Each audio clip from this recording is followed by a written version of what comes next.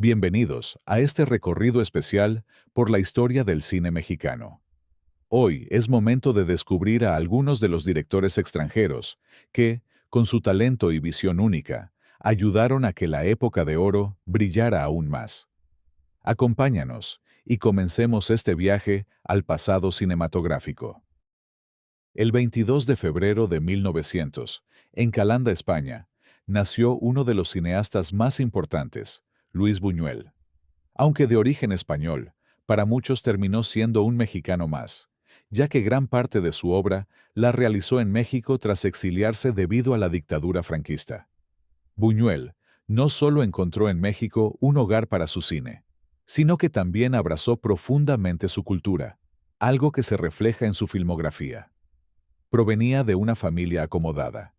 Su padre, Leonardo Manuel Buñuel González, había sido militar en Cuba, además de poseer un negocio de barcos y una ferretería.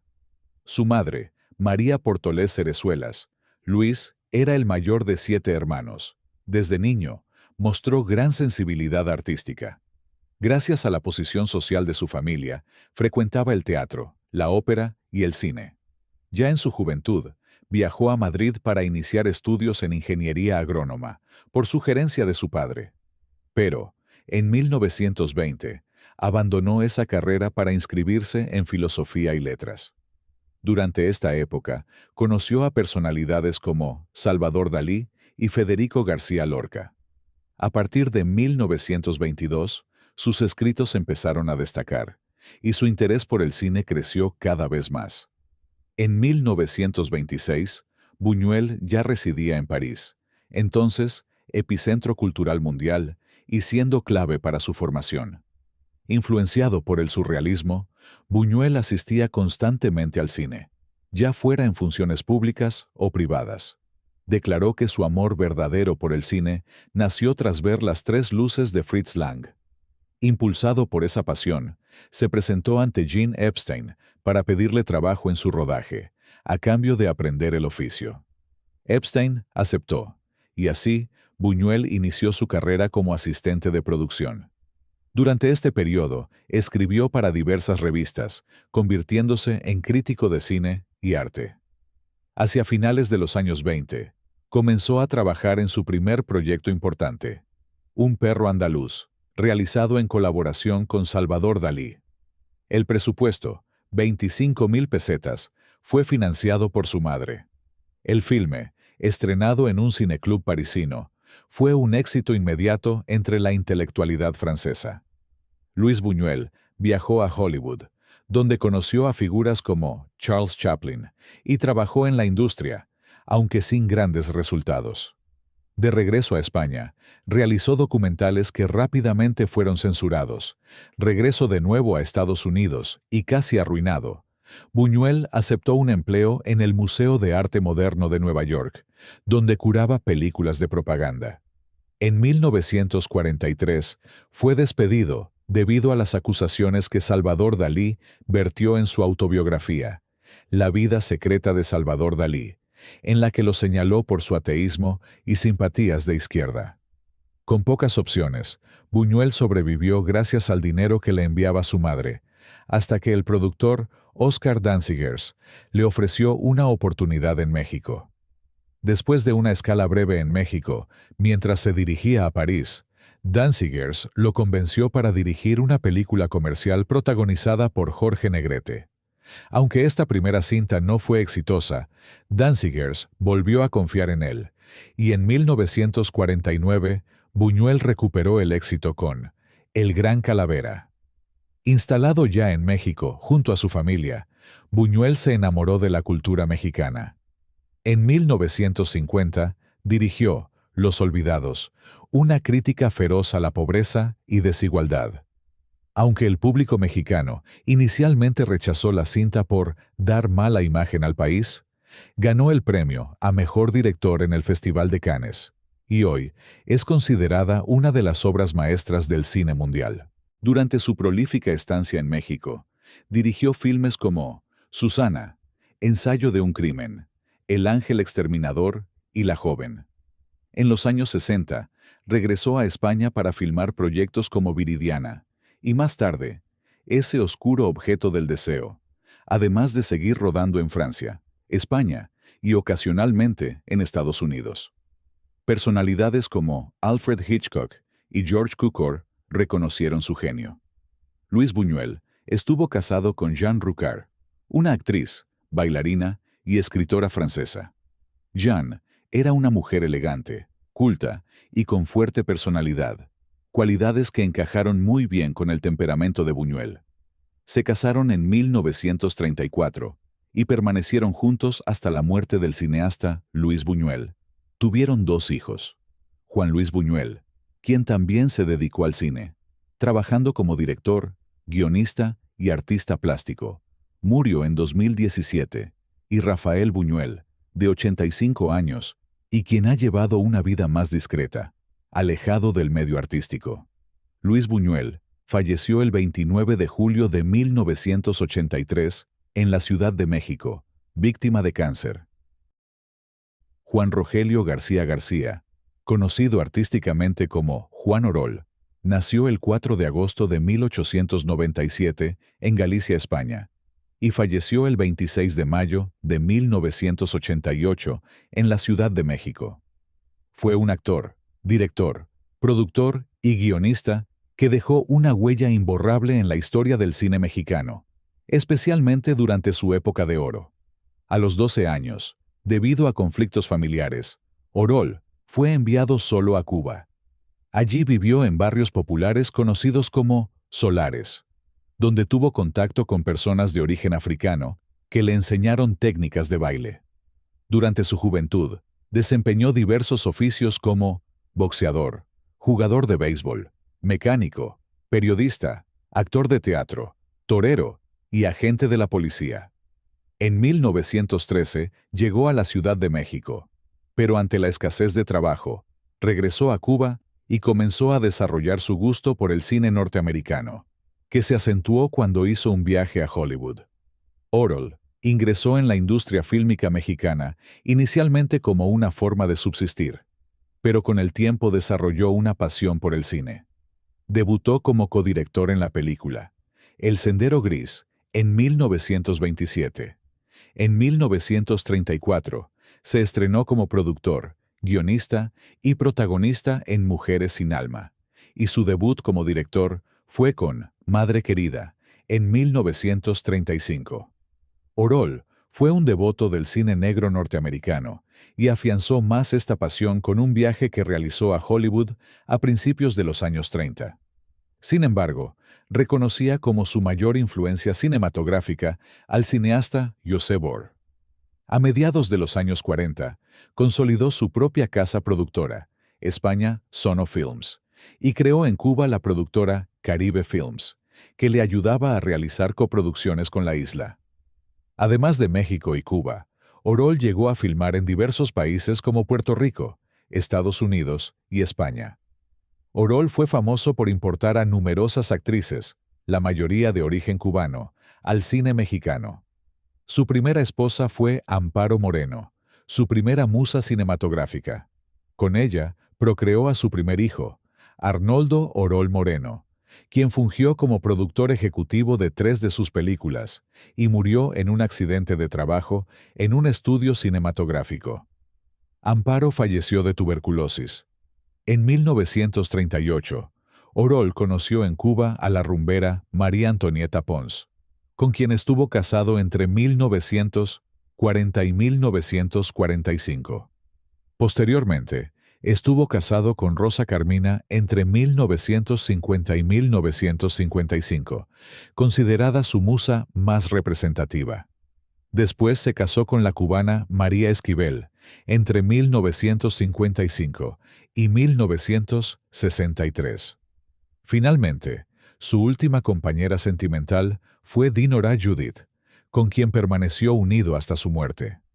A pesar de que la crítica especializada trataba de desacreditar su trabajo, Orol logró atraer al público con sus películas, que mezclaban melodrama, música y cine de gángsters. Sus producciones eran conocidas por su bajo presupuesto y por detalles inverosímiles, lo que le valió apodos como El Rey del Churro y El surrealista involuntario. En sus últimos años, Orol vivió con la creencia de que su acervo fílmico había sucumbido en el incendio de la Cineteca Nacional de México en 1982. En realidad, en dicho siniestro, solo se perdieron algunos negativos originales de sus primeras cintas. Falleció en la Ciudad de México el 26 de mayo de 1988. En 2012, Juan Orol fue objeto de un homenaje en la cinta El fantástico mundo de Juan Orol, dirigida por Sebastián Del Amo, donde se retrata su vida y legado en el cine mexicano. René Cardona. André, nacido el 8 de octubre de 1905 en La Habana, Cuba, fue una figura emblemática del cine mexicano. Su carrera abarcó más de 5 décadas, en las que se desempeñó como director, actor, productor, guionista y editor, consolidándose como uno de los pilares de la época de oro del cine mexicano. Inicialmente, Cardona estudió medicina en Cuba, pero debido a la inestabilidad política, emigró a Nueva York en 1926. Allí, su amistad con el actor Rodolfo Valentino le abrió las puertas al mundo del cine, comenzando como extra y posteriormente desempeñándose en diversos roles técnicos y artísticos. En 1929, Cardona produjo, escribió, dirigió y protagonizó Sombras Habaneras, considerado el primer largometraje hablado en español realizado en Hollywood. Este hito marcó el inicio de una prolífica carrera cinematográfica. En 1932 se trasladó a México, donde debutó como actor y conoció a Julieta Zacarías, hermana del director Miguel Zacarías, con quien contrajo matrimonio. Su esposa fue un apoyo fundamental en su carrera dentro del cine mexicano. Cardona dirigió más de 100 películas entre 1937 y 1986, abarcando diversos géneros. Entre sus obras destacadas se encuentran Don Juan Tenorio, en 1937, Jesucita en Chihuahua, donde brindó una de las primeras oportunidades estelares a Pedro Infante. Además, introdujo a Germán Valdés Tintán en el cine con Hotel de Verano en 1944. René Cardona fue padre de René Cardona Jr., quien también se destacó como director y productor cinematográfico, y abuelo de René Cardona III, continuando así una dinastía en el cine mexicano. René Cardona falleció el 25 de abril de 1988 en Ciudad de México, dejando un legado imborrable en la historia del cine latinoamericano. Jaime Salvador Valls nació en Barcelona en 1901. Fue un prolífico guionista y director español que dejó una huella significativa en la época de oro del cine mexicano. Tras completar sus estudios universitarios en París, Salvador fundó una empresa importadora y trabajó en los estudios de Joinville, adquiriendo películas europeas para su distribución en América Latina.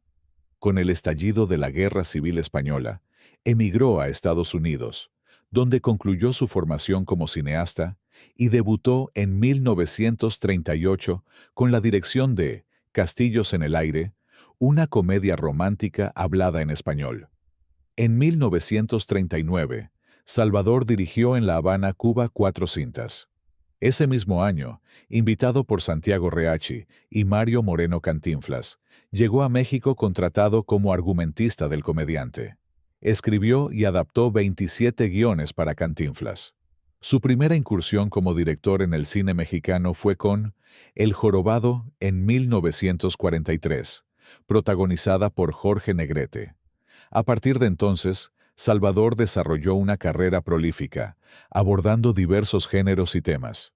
Además de su trabajo con Cantinflas, Salvador colaboró con otros comediantes como Adalberto Martínez Resortes, Marco Antonio Campos Viruta y Capulina. También coescribió guiones con destacados escritores cinematográficos, incluyendo a Luis Buñuel. Jaime Salvador estuvo casado con la actriz jalisciense Alicia Rabel. Se retiró de la dirección cinematográfica en 1968 debido a problemas de salud, pero continuó escribiendo para cine y televisión hasta su fallecimiento en 1976 en la Ciudad de México. A lo largo de su carrera, Salvador dirigió alrededor de 100 películas y participó en aproximadamente 116 guiones cinematográficos, consolidándose como uno de los autores más prolíficos de la cinematografía mexicana. José Díaz Morales fue un destacado director, guionista y periodista, nacido el 31 de julio de 1908 en Toledo, España. Inició su carrera como periodista en El Heraldo de Madrid. Tras el estallido de la Guerra Civil Española, emigró a México en octubre de 1936, donde continuó su labor periodística en el diario Excelsior y fundó la revista Estampa. En México, incursionó en el cine en 1938 como argumentista. Su debut como director de largometrajes fue en 1942 con Jesús de Nazaret, protagonizada por el actor español José Cibrián. A lo largo de su carrera, dirigió más de 80 películas y escribió guiones para más de 70, abarcando una amplia gama de géneros, desde melodramas hasta comedias y películas de terror. En 1950, José Díaz fue galardonado con la Medalla del Círculo de Escritores Cinematográficos por su participación en la elaboración del guión de La Revoltosa. Su influencia perdura en el cine mexicano, siendo considerado uno de los pilares del melodrama nacional y precursor de las telenovelas modernas. José Díaz Morales falleció en 1976. Algunas fuentes indican que su deceso ocurrió en Toledo, España, mientras que otras señalan la Ciudad de México como lugar de su fallecimiento. Miguel Moraita Martínez nació en Ciudad Real, España, el 15 de agosto de 1907. Fue un destacado director, guionista y productor de cine español que desarrolló la mayor parte de su carrera en México, convirtiéndose en una figura clave de la época de oro del cine mexicano. Proveniente de una familia republicana y liberal, Miguel cursó estudios en Toledo y en la Academia de Artillería de Segovia, preparándose como ingeniero y oficial de artillería. Durante la Guerra Civil Española, Moraita sirvió como capitán en el bando republicano. Tras la derrota, se exilió en Francia, donde fue internado en un campo de concentración. Gracias a la intervención de un antiguo amigo, fue liberado y emigró a México en 1941. En México, Moraita inició su carrera cinematográfica en 1943 con la película Caminito Alegre, protagonizada por Sara García y Carmen Montejo.